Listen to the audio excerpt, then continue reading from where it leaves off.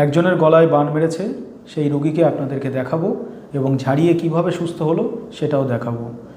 গলায় বান মারা অনেক প্রকারের আছে, যেমন স্বর বান মারলে সে কথা বলতে পারে না, তার কথা বন্ধ হয়ে যায়, কোনো চিকিৎসা করে ভালো হয় না, রোগ ধরা পড়ে না।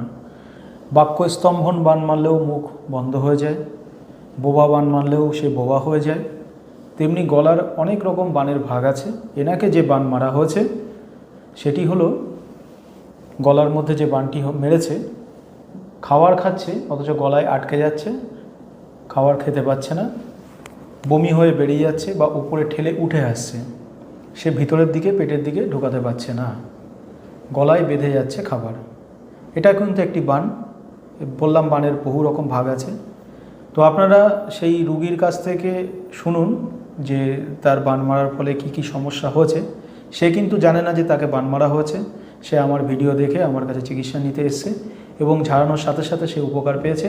আমি তাকে বলেছি যে আরও 1 মাস দেখতে, সম্পূর্ণ সুস্থ থাকার পরে আবার একটা ফিডব্যাক দিতে। কি সমস্যা হচ্ছে? আমার এই গলা দিয়ে আমি কিছু খেতে পাচ্ছি না, শুকনো খাবার খেতে পারি না, খালি লিকুইড খাবারটাই খেতে পাচ্ছি, আর অন্য কোনো খাবার খেতে পাচ্ছি না, আমার গলা দিয়ে নামছে না। এটা কতদিন ধরে সমস্যা? এটা তাও 1 মাস হয়ে গেল।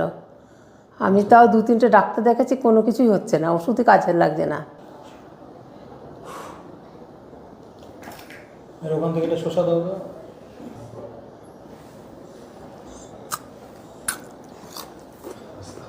যে এখন কেমন লাগছে?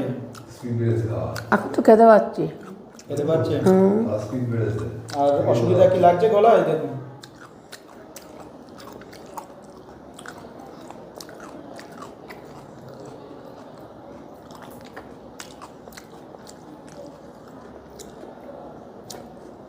না, গলা অসুবিধা লাগছে না।